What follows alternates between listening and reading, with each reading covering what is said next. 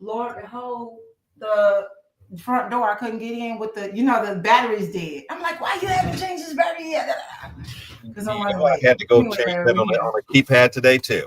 Okay. One of the places, yes. All right, we're going live. Okay. Let me turn this audio up because I can barely hear you a little bit. Okay. Okay. Well, I want to Okay. welcome everyone to this is Thursday, Thriving Thursday Live. And so we have Resenta back again this evening.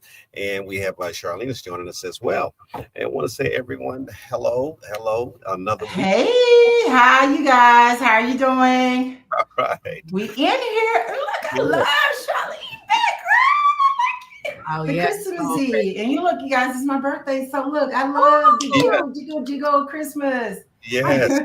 Happy birthday. Happy birthday. Thank you. Thank you. Yes. And so our audience there, again, it's Thursday, Thriving Thursday. So please go ahead and subscribe.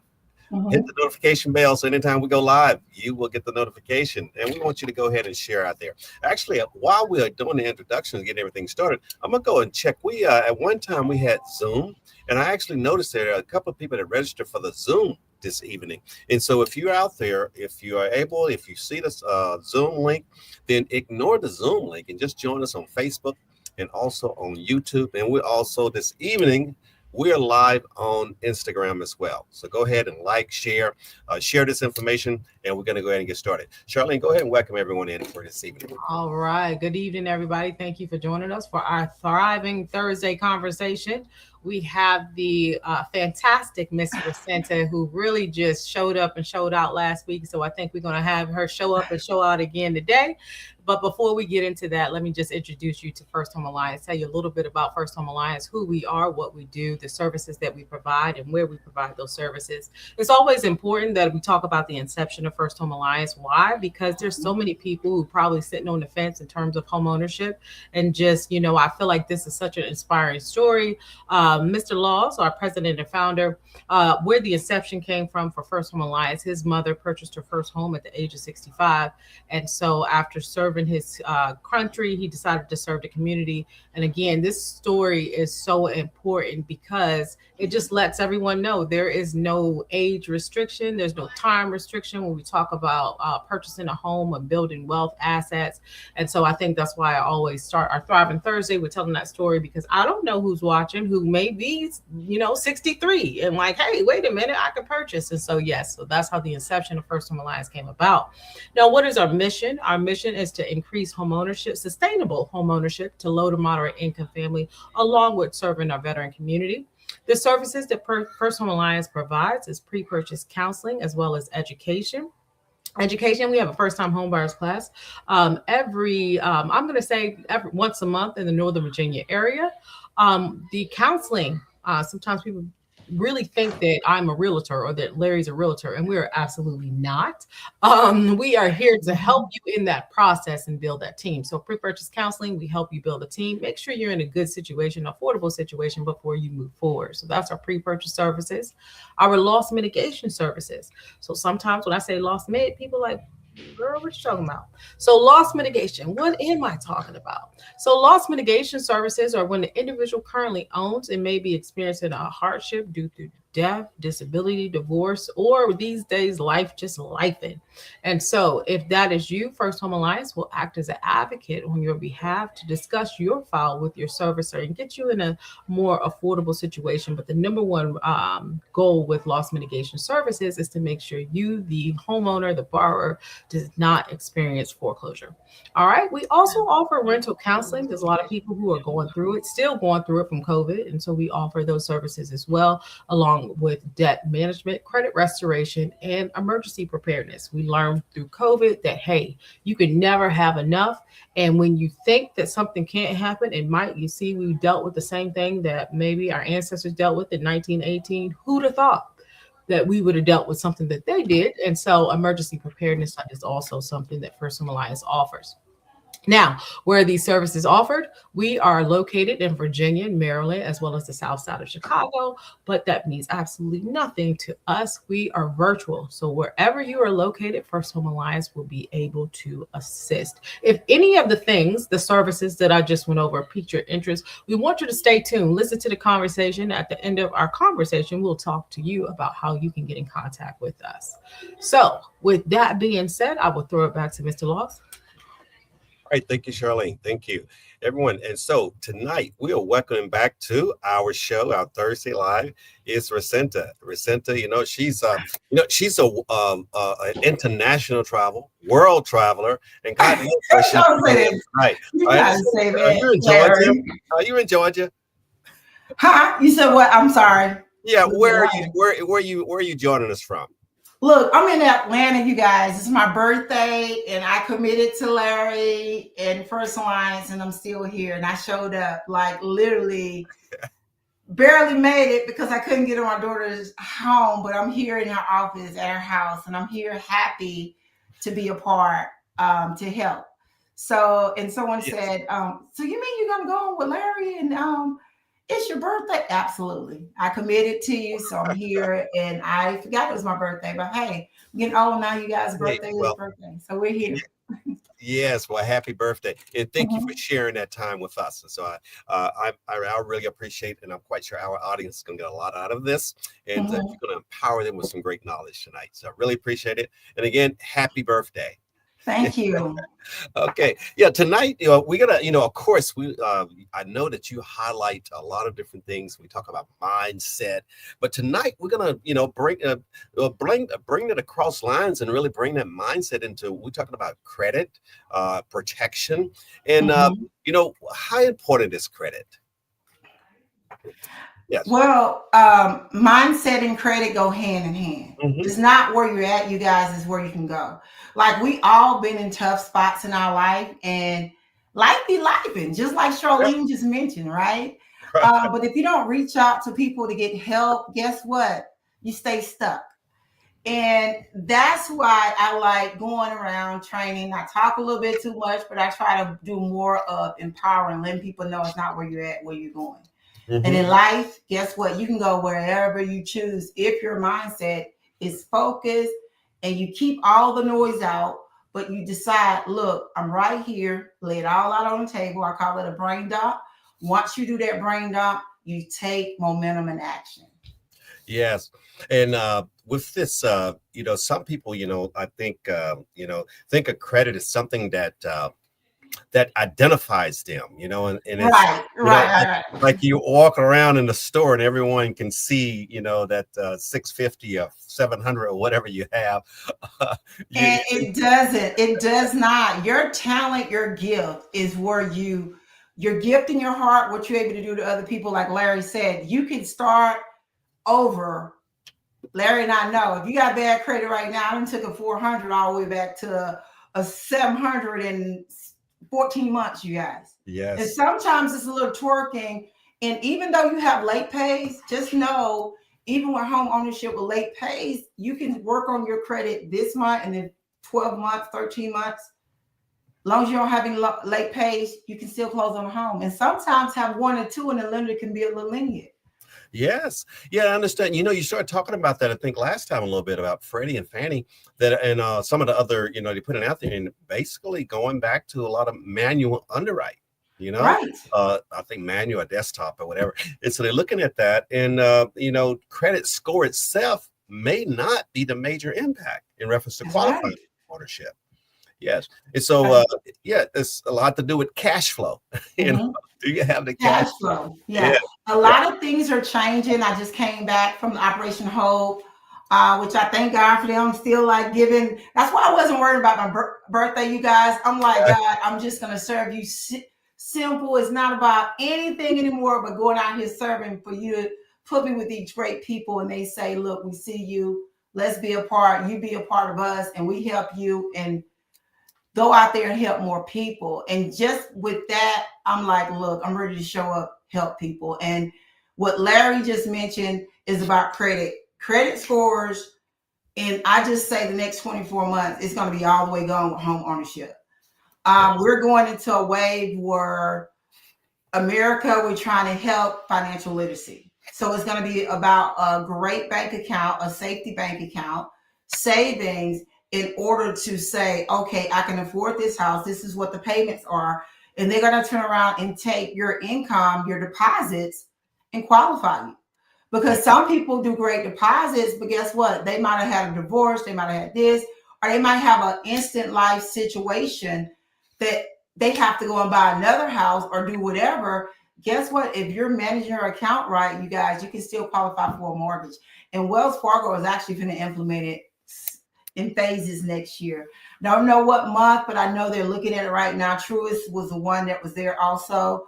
So yes, credit score is going to be obsolete when it comes to purchasing a home. But we still want you to work on your credit score. We want you to pay people, right? But qualifications on FHA is going to die down and die away because we're going back to America. We help with education, but where they forgot, we didn't do financial literacy. So they're going to put that initiative into our school systems to help with home ownership, just basically help understanding with our kids age 47 where they can be at when they get to high school with credit, and then start putting financial literacy in the school system in high school of getting that first credit card to try to figure out how could I evolve with credit instead of just saying, oh, I can mess my credit up and change it. No, we don't want that anymore, you guys. We want to bring forward action. Yes. And I like that. I a lot, when I have time, we have different workshops. A lot of times in our first time home buyer workshop, we only have a very small block of time to actually concentrate on the credit. And a lot of the course that we give on a monthly basis, the in-person, is what I call a capstone course. So you only get one session on credit. And so, but actually, when we do the deep dive into credit, when we're doing financial literacy and, when we're giving to groups, I break the credit down. In reference to when it originally started, it was about your reputation, so if you was a farmer, you said, I need seed so I can, plant. They was like, you don't have money. And they said, no, but I have a reputation. I paid you last year. And you got skill. Yes. Yeah, because you guys, we are so gifted. Even though we have our jobs, we might be doing Etsy on the side right now. We might be doing DoorDash on the side right now. Think about adding the income to get you where you can get to qualify. And most importantly, like I said, action and momentum. And first of all, mindset. Yes. Throw it on the table. Let people know it's trustworthy. And say, look, where do I begin? Because we lack the knowledge. If we don't ask, we lack the knowledge. Yes. And that mindset, a lot of us are, we may be stuck in where we are or where we think. I think we've all been there, Larry. Yeah, like when you think you're here, Can't get out of bed. Like, oh my God. Especially during COVID. I thought I was going back into 2008, right? I'm like, oh my gosh, you're coming again. But guess what, you guys? It's called economics. Yes. I thought that was going around of food, so I was trying to eat everything. There's nothing on the grocery shelves. I need to make sure I have reserve, and so I gained quite a bit. Yeah, look, I literally, you guys, during COVID, had to get a picture frame. I printed out mindset things, right? If this happened, I'm going to go and do this. If that happens, I'm going to go and do this. And I had to control my mind because I was locked in 08 again. And I could barely get out of bed. I didn't know what days it was. We all locked in the house, the whole 9 yards. And when Michelle Obama talked about that, and I was like, wow, I'm not the only one. And I had to get up. When I got up in the morning, you guys, I had a picture frame with food, with going in, planting a plant, because you can go to Home Depot and get plants and put them in your yard, right? I had all these different things to control my mind so I won't go backwards and be stuck. Right. And only thing I can tell you, it works. Where you see yourself when you get out of that bed, and if you're really, really, truly going through something, I tell you, don't lay in the bed, get right up. Count, get right up, and go in there and take a shower and just be like, look, I'm blessed, I'm highly favored. Whatever you got to do, what mantra you got to say to yourself, get out there and do it. Yes. And it's tough. I just tell you, it life be life. Oh, You know, Charlene had to get out and say something. So what do you have to say, Charlene, about this? No, I definitely agree. I remember during COVID, Larry used to say when it first started, none of the team would put our cameras on, right? And so he was like, "No, I think everybody should turn their cameras on." And I had this whole attitude because I was like, yes, he did it. Right. I was 2 tons of fun. And I did not want to see that, right?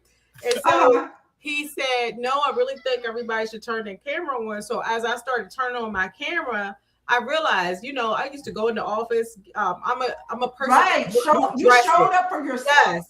Yes. And so I'm a person who would get dressed, earrings, all that kind of stuff. When COVID first started, would have on pajamas and like in darkness, right? Yes, right. And so we started having to turn on the camera. So I had to get up, I had to comb my hair, I would get dressed, put on perfume, all that stuff. And you guys are so right that the mind is so strong. The mind is strong. Yes. But let me tell y'all what I did. This is really crazy, right? For me, the office, they said, okay, next week you can open up the office and go back into the office. My preferred lender called me and was like, look, I don't know what we're going to do, but they just dropped these rates to 3% and they got a 0%, whatever. You got to get out there. And they gave us a week before we can go back into the public, right? To the offices. Do you guys know what I did? I walked for a whole week in Alabama at 12 to 1 to reset my mind in the heat, literally. Yeah. And that's when I was walking one morning. I'm like, you know what? What about that book I read, Intentional Living? Let me call. And I found out that Maxwell had a coaching thing, and I found it in the heat. But I had to reset and penetrate my mind to get my mind set. I will live and I will not die. I'm going to go into this office. I'm going to set this office up, and you be at that end. I'll be at this end. You go in the house. I had a closing. I sat in the car. We rotated and went in the office. But when I tell you that mindset change, I soared like crazy. And I'm like, wow. Yes. And, it's crazy. You're right. So Larry talking about me. Larry's talking about me. He was 2 tons of fun too. Oh, yeah. So Larry, what did you do? Virginia, DC, you didn't go nowhere, I know, right? Out of nowhere. I was just changing sweatpants. That was about it. Oh, yeah, because you're military. You're military, so you guys didn't talk about these in your quarantine days in the woods. You didn't talk about this era coming. Yeah. Because we go in that survival mode, but also, we started being more conservative, in reference to, for myself, I was shaving my head and everything, but, start, basically preparing to be stalemated in one spot and not, but we soon turned it around. We started seeing ourselves on camera one thing. And we saw ourselves on camera. But we actually had to come out and do a recording because our annual event, we have our annual event every year. I think we're about 14, 15 years now. It's a gala. And so during that year, 2020 it was a virtual gala. And so we met up at the hotel, rented a room for a hotel, and it was Charlene and I, maybe one of the presenters for this, the awardees, and we had an MC. And what it is, I couldn't get into my tuxedo. And so on the virtue, I stood behind a podium, and so if I would have came behind that podium, it would have been a mess. So everyone was taking pictures from the chest up, Yeah, but after that, we knew the next year we had to get back in. I'm gonna say we had to get back in uniform, and so we had to do right.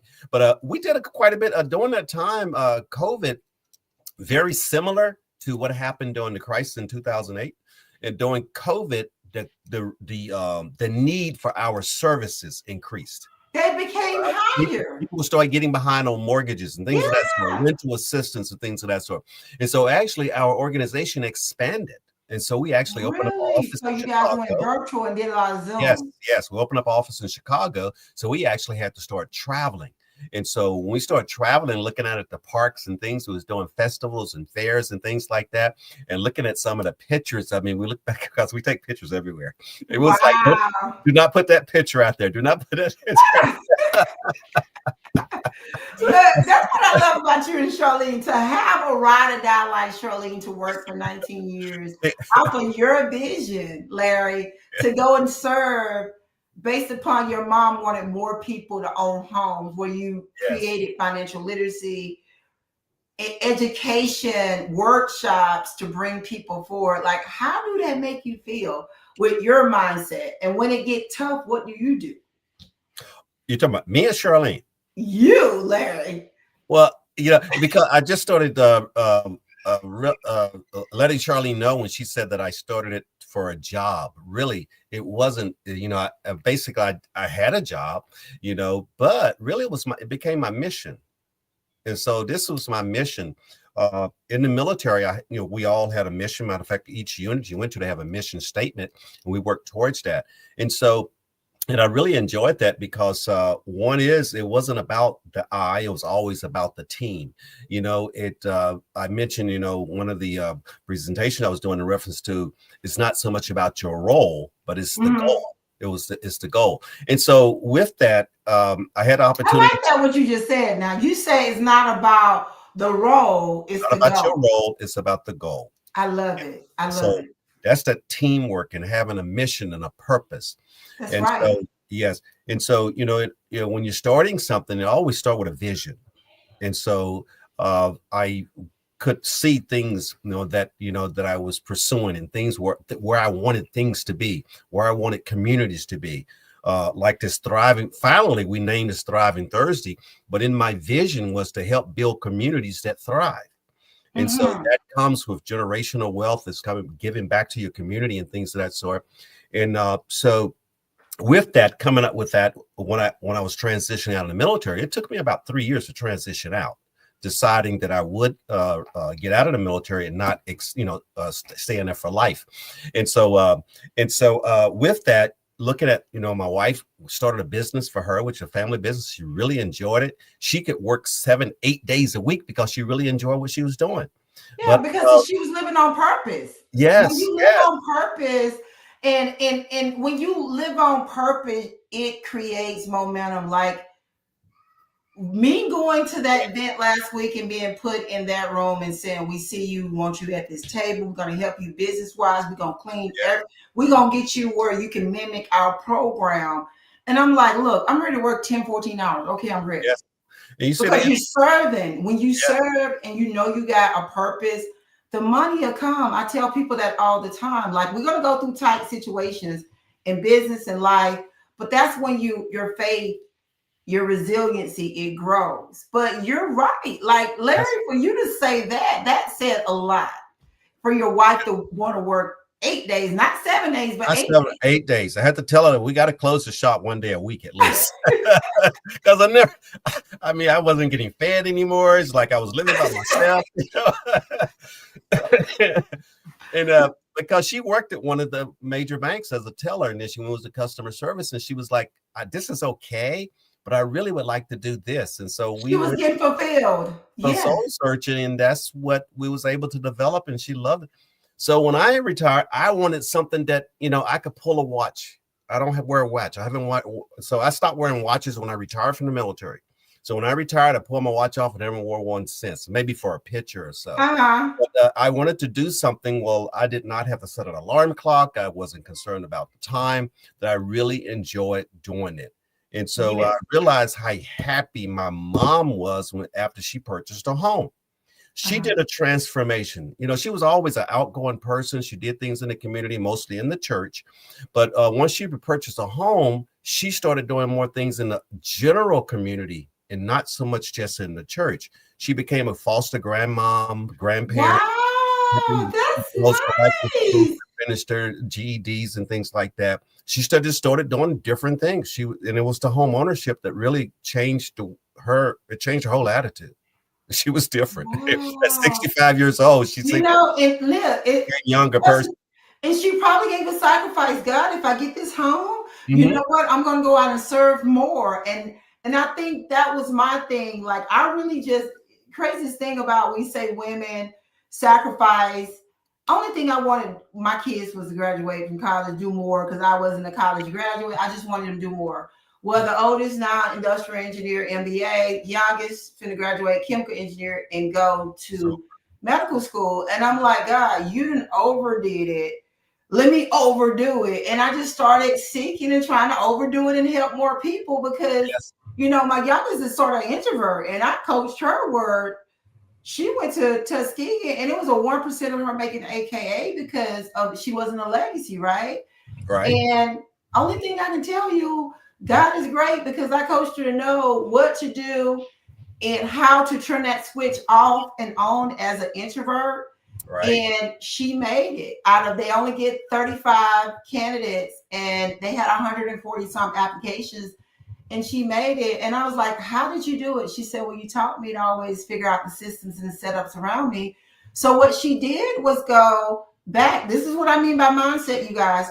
She went back 5 to 10 years of all non-legacy work organizations they joined when she got there, and she realized the percentage it would be for her to make it. Like, it was a rare percentage. Right. She went and joined those organizations and then got on leadership role and did the things and did it silently. And I was like, wow, so that's why you was. She said, yeah, I knew fall I was going to make it. I just don't want to. And I had to coach her. Look, if you don't make it, this is what we're going to do. Do I need to call? What we need to do? We need to take a trip to relax, you know. But at the end of the day, mindset had her. And I'm like, wow, she's, I can say she's an introvert, but she knows how to turn that switch off and on to receive that knowledge to get what she needs in order to move face forward and to be successful in life. And it's important for you to say that. What can you add to that, Charlene? I know we all go through this. Like you said, we got that stuck. We got that 1%. How can we get here? And we don't know how to get here. And even me, myself, I was so filled up this weekend. I do affirmations. I did 10. And the first page I filled up, that was with my daughter, with all of them. And then I did a second page. And what's scary is that second page is what the Hope Foundation is want me to do. And I was like, wow, God. You know, it's because you want to serve, and you want to serve the right way to teach the right people the right principle. But what we're doing, you guys, is not in vain. We want people to own homes, create legacy, create wealth. We go through our issues. Everybody go through it. Seek help, guidance, especially if you want to get a home, or if not, you're in the process of losing your home and you need advice. This is what Larry and Charlene do world nationwide. Even though they're in DC, Virginia areas, they service people all over. And that's what this is about, legacy. Yeah. And Charlene, explain, I mean, talk to us. How do you feel? What is your, you know, what motivates you in helping individuals accomplish certain things? Years ago, we went to, it was a home free event. Or no, let me go back.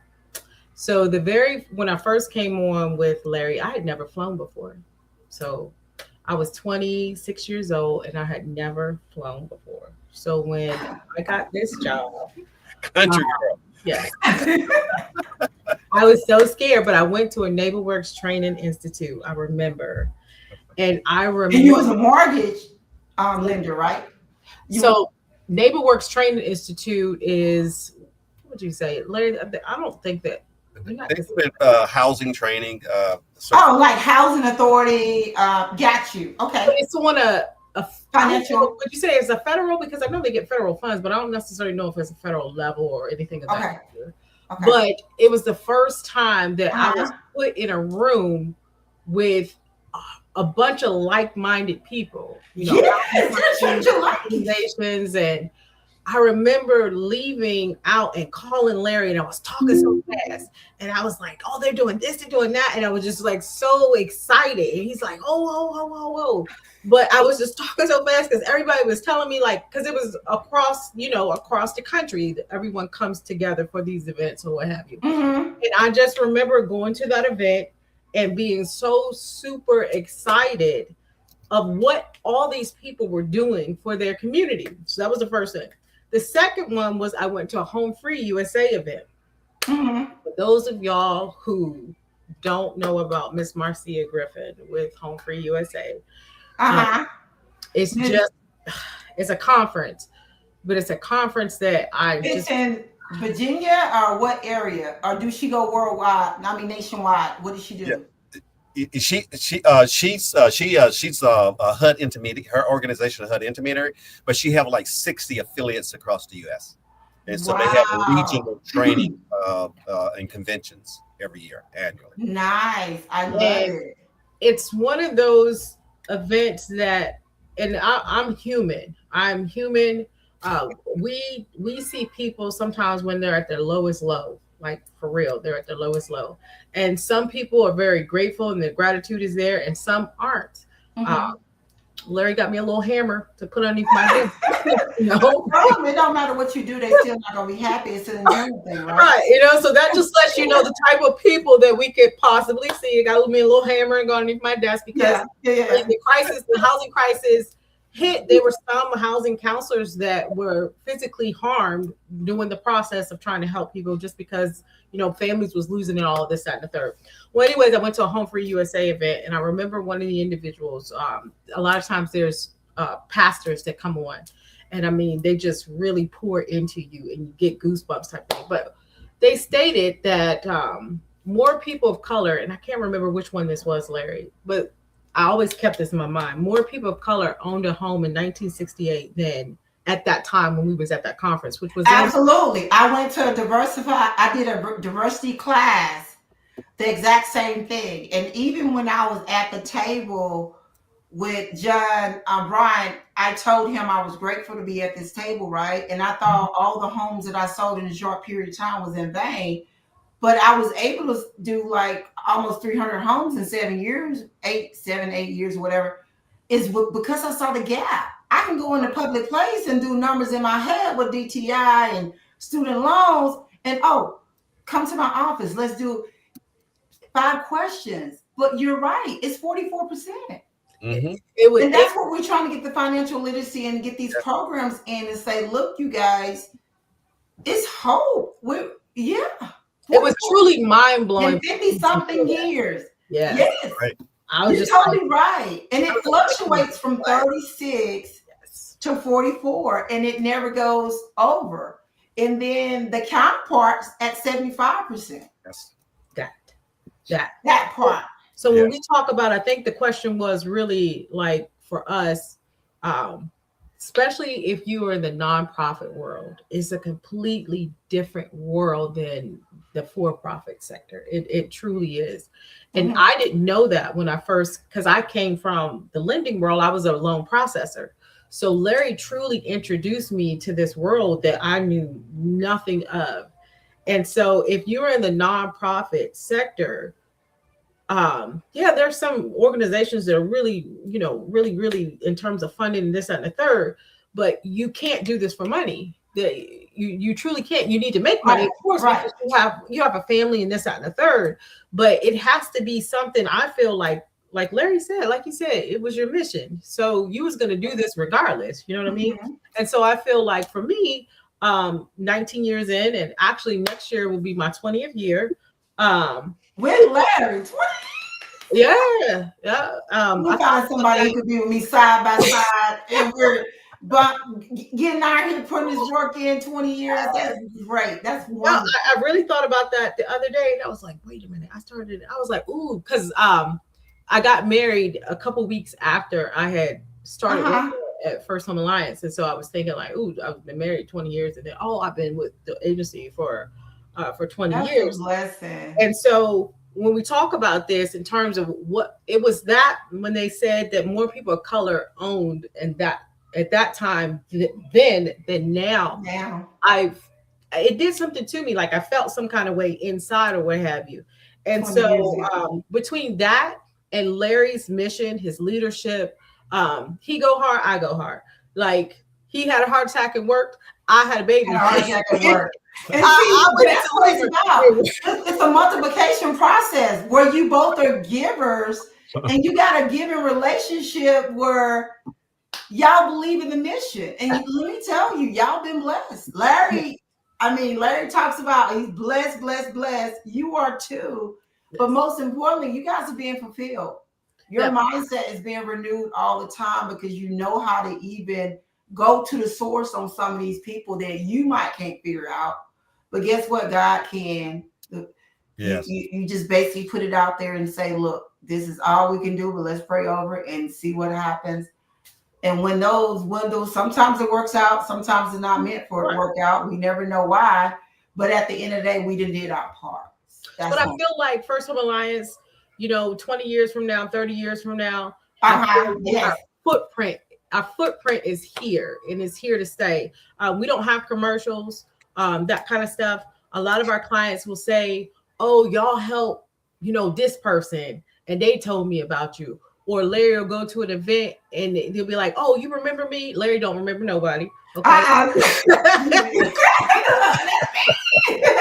be like, okay, what was I? Our job is to serve, right, Charlene? Yeah. We can't remember everybody we help and everybody we talk to, right, Larry? The older lady got upset at me because I had a conversation with her somewhere in Nashville like 2 years ago, and we in San Diego, and she was like, no, you said that you was going to remember me. I'm sorry. I told you a bald-faced lie. Larry, you would have remembered her in North Carolina, South Carolina, but you don't remember her over in San Diego, right? I was in San Diego, no. Maybe I was in the Eastern. I don't even know why you told her that. Like, we all know our limitations. Yeah. You know what I'm saying? But the thing about it, he made an impression, and that impression made her remember, and then they went back to a whole different state. Yeah. And she remembered whatever he dropped over to her. And I had the same thing. What I do remember when we have made an impact on someone's life, and I know some of it by some people tell their story, especially those stories. And believe me, it's the stories that we carry. And so you could ask me, it's a few stories that I share. It depends on what message and what stage I'm on. But I know those guys by first and last name, like David Harris. I could tell you his story, and I could, because we made a definite impact on this single parent with 2 kids that was in a 1-bedroom apartment in Arlington. And so that's an impact. You saw the trajectory of his family, where he was. The young Black male with 2 kids, and he was looking for survival. He wanted shelter. He didn't want to get kicked out of his apartment. Right. And 4 years later, he was purchasing a home. Wow. That impact, those stories, those are what I remember. But some of the other look, even at Maxwell, I had a lady when we was doing Roddy with the speaker thing. She said that a year ago that I encouraged her to write a book. We was doing lunch. And so she comes with this book the last time. She was a sweetheart. She said, Rosetta, oh my gosh, I have my book, da-da-da. And she was just talking. I'm like, oh, okay. But when she told me her story, like you said, the mind is shift when you remember stories, right? Stories, yes. Well, her mom killed her 2 siblings, burnt them up in front of her.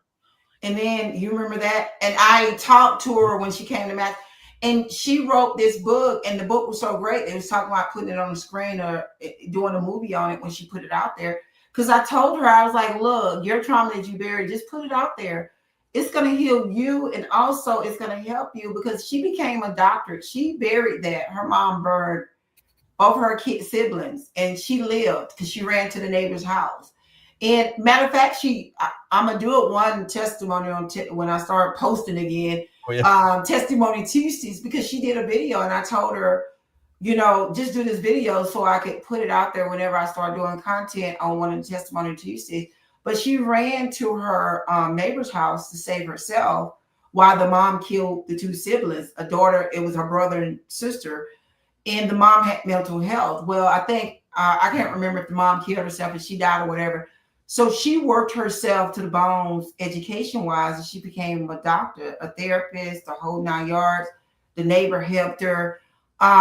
And guess what? Married, doctorate, everything, big house, 40s, everything catch up with her. She has a nervous breakdown, lose everything because she didn't understand how that trauma had affected her. Mm-hmm. So she joined the Maxwell thing, and she climbed herself back up. I mean, she went back up the chain and, got around like-minded people, and they told her it's okay. Maxwell tells his stories all the time, right. And it's a lot of stories.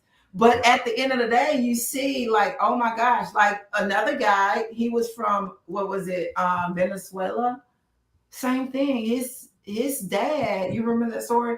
His dad killed the siblings, and the older brother went to the U.S., got to the U.S., and then he came back and got him. You remember? Yes. And so his dad was going to get released after 30 years. And he had so much anger and bitter. He was going to fly, and he flew in because he knew his dad was going to be released, and he wanted to hurt his dad because dad killed his mom. No, the mom, and would have killed them if they didn't get out of there and hurt the brother or something like that. And he was going to just do whatever he wanted. And his wife told him not to fly in, to do whatever after 30 something years to his dad. And he done built this anger up and he was in his, like, going on 40. Mm-hmm. So his dad comes out of prison, and he's this old man, limped over, and he still was ready to, and then it was like God spoke to him and said, release it. And he came back, joined the Maxwell, and he blew up from that story because he went around like-minded people, and they're like, okay, it's okay where you're at, but we're going to take you here. And that's what Larry, you, Charlene, everybody don't do that, right? We talk, we judge. I always say we listen, we don't judge. We listen, we don't judge. Because where they're at today, you guys, I can be there tomorrow. Yes. So if we don't understand that sometimes our job is to be that bridge, look, that bridge gets you to wherever you need to get in life. If you just sometimes just stop listening and be like, dang, my life wasn't that bad. Yeah. It's just, when you hear those stories, I'm like, wow. But she was so happy, and Larry's right. I didn't remember. Larry didn't remember. He did his purpose. I was at that table one day. She was telling me all the stories. Didn't remember her name, but I remembered the story. The story, yes. The story always sometimes bring you to the forefront. And even what we do with homes, first generational buyers, right? Yes. A lot of times they can't go back and tell mom and dad and sister and cousin they get in the house. Next thing you know, all that fear, everything comes up. I had one walk away just this year. First time home buyer, living in an apartment 13 years, and she walked away, you guys. And she was getting a check at the table. She walked away from the transaction? Yes. And again, we talk $200. I think it's $150 or $200 more she would be paying in that house. And she questioned the equity of them selling it for like $40,000 more in 3 years. And I'm like, and just in the end, she just walked away because she went back and used that leverage and negotiated and got her apartment back at the same price. And I'm like, wow. And sometimes you're being the dead horse. Yeah. And you Larry's like, yeah, she wasn't focused enough on the prize. The distance prize. She was happy to close, and then what summer, I don't know if it was Memorial Day or 4th of July, went to a family thing. They stayed a weekend together. She came back and said she wasn't buying. But that's where I think, especially when we talk about cultures, that is so important. That first home dream program, that first home, there's a program that was in everybody has it. Right. And so I really feel like my parents owned. So I knew what it meant to own. But if you never had anybody close, or if you're 80% don't own in your generation, guess what? And you're still saying the what ifs. And I don't even care if you got a kid. Like, I always tell them, look, the same way you have a baby and either you get a home, you got to understand you make adjustments for your job. You're going to make adjustments if a repair, or reach out to me where I can send somebody there to help you. but more so importantly, our mindsets. It's who we hang around, what we do, what we become.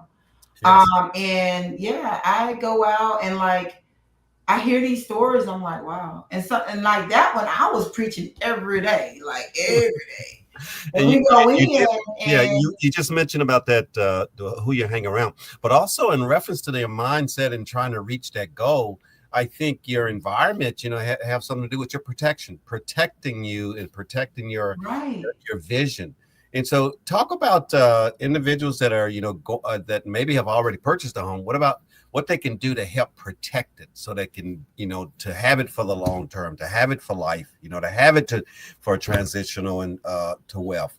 How can they protect that?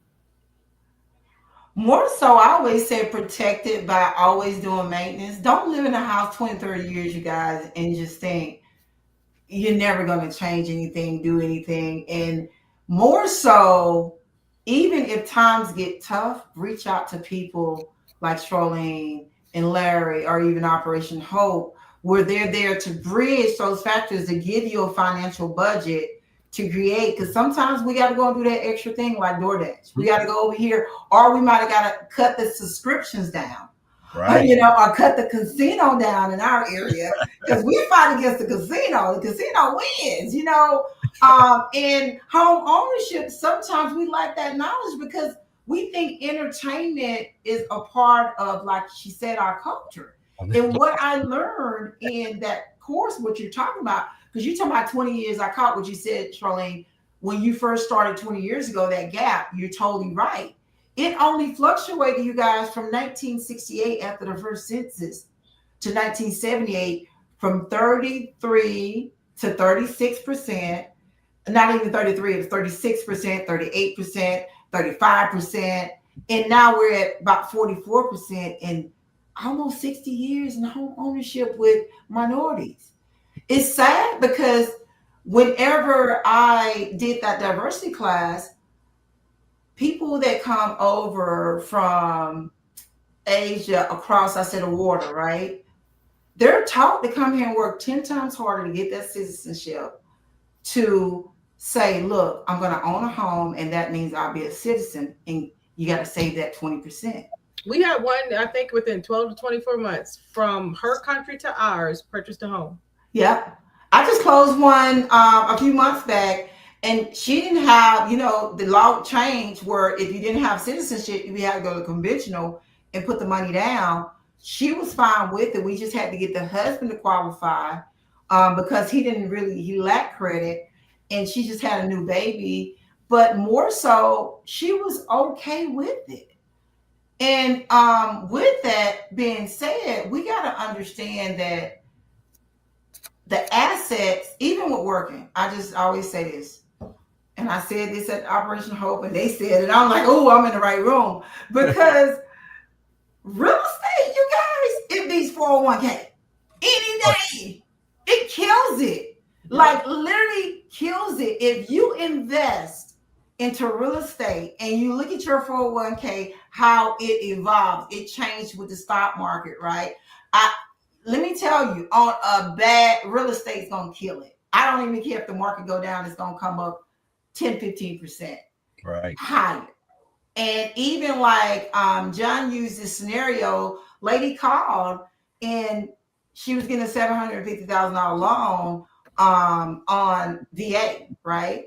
And she was retiring, but she's working at the post office, He didn't question it, but she was like, oh, buying a mortgage in the U.S., I just want y'all to know it's a scam. It's a scam. The interest is high. It's a scam. So he just, he went in because somehow somebody referred the thing to him like, oh, it's a scam, It's a scam because you're going to own all these interests, And he was like, so you telling me it's a scam for you to get no down payment, right, at that $750. And if you go and look at the numbers within 10 years in that area is growing. That's why that number's at 750 in that area. And most of the homes are going up double. Look at the stats. Get the knowledge. And I'm like, oh, this is my wrong right here because I love economics. That's the one thing I did pass you guys in college, because I love economics, because the numbers got to make sense. Right. The numbers make sense. And where you find it, like Charlene said, the division, the gap, that's where you serve. That's where the money, that's where the wealth is. Yes. True. Yes. And yeah, I think if you go through with that, and hopefully we all have opportunity to live in that cycle where maybe in the senior years to get individuals to look beyond where they are now, where you can, hopefully have a peace of mind. Now, would that be really nice to have a peace of mind? And I'm not saying, because at one time I was thinking, when I'm 60 years old, I want my mortgage to be paid off. But now, because I have multiple mortgages, I'm not sure. I'm not sure. Yeah, and I just talked to my uncle this week, and he was like, "Nisi, so you telling me I wouldn't have to pay $25,000, $30,000 taxes if I get another?" Yeah, you mean to tell me you've been paying that and you didn't know that? Who was you to tell me? Like, you got to go out here and get this knowledge, because you guys, yes, we get stuck and we got to pay our mortgage down. That's the way to pay. Yeah. Look, keep the mortgage, use the asset as a tax write-off, right? Yeah. And then you turn around and use that equity and go and invest again, and you build that legacy and wealth. Yeah. That's what it's about. Because I would rather any day, and Lord knows, these car notes, I always bought cars cash, but then when you start doing real estate, other things, you got to have write-offs, right? But only thing I can tell you, I would never have a car note if I didn't have a house, because that house means so much to me more than that vehicle, right? It's because I know the wealth is going to bring a ROI, rate of return investment, in those 3 to 5 to 10 years. Yes. And I had a girl, and I'm going to say this, Larry, she lived in an apartment. She was an accountant. If she's looking at 80, she already knows who she is. But anyway, and she was like, Rosita, I just don't want to buy. Da, da, da. We contracted a house. 2 days before closing, she wouldn't answer the phone with our house. She wouldn't answer. They're now peeping out the blinds in the apartment, right? And I was like, girl, this is the best return. And she lived there forever.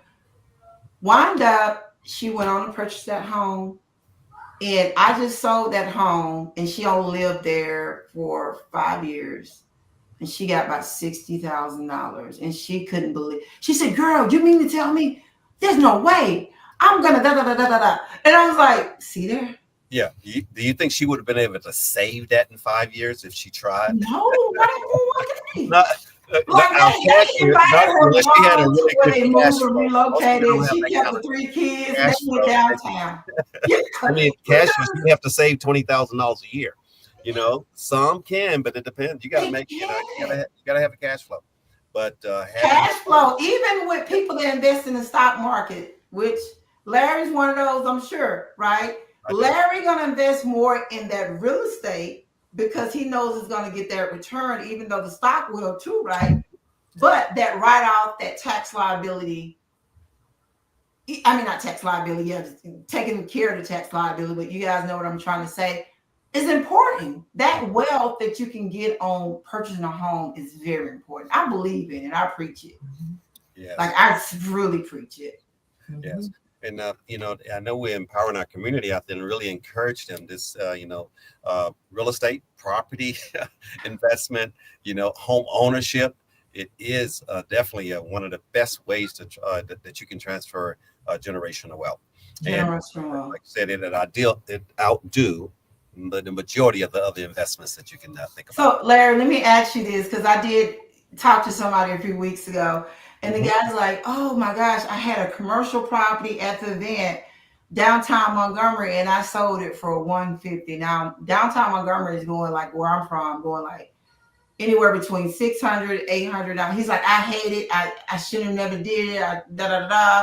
And how do you feel about your first home, or what home you purchased, and the wealth that you own when you go and invest? What I mean by that, when you go and invest as your primary home, what do you advise people to do in order to get that ROI? Yes. Well, my first home that I purchased personally, I bought it in 1985. Mm-hmm. And so, of course, I wasn't sure what I was going to do with the home, and I only lived there for 19 months. and came back to Fort Bragg again the second time. I'd been overseas for 6 years. And so that house had been rented out for 6 years. And so I came back, I had a larger family. So I went 2 miles down the road and bought a second house. But about that first home. That's it, Larry. Yeah. And but see, even military people are scared to do what you just did, but you knew the wealth of it. Yes.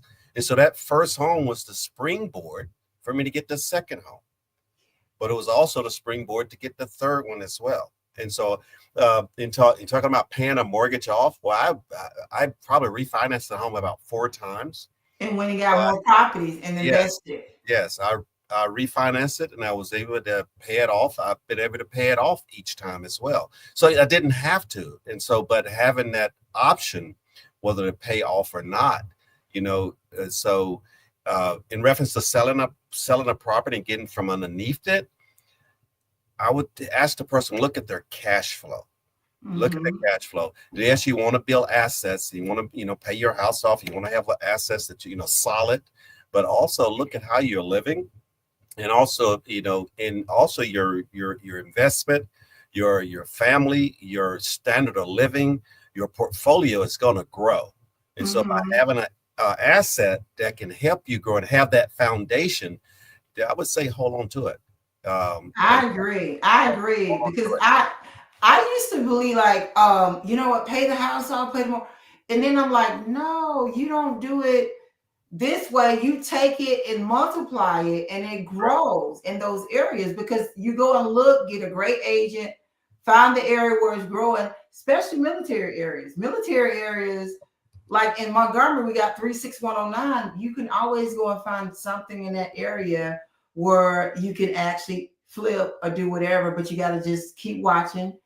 And you can find those great homes in order for people to build, and it's a safety area. You're going to have different ups and downs, but more so diverse area where you can actually grow and get that ROI.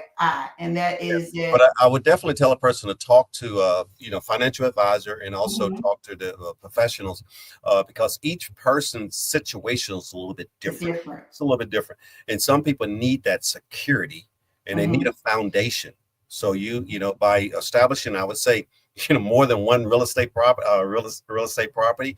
One, it may be a little risky, draining all the equity out of it and investing, but if you don't have to drain all of it out, make sure that you leave there. And also when I say taking equity out, affordability, the cash flow is very important.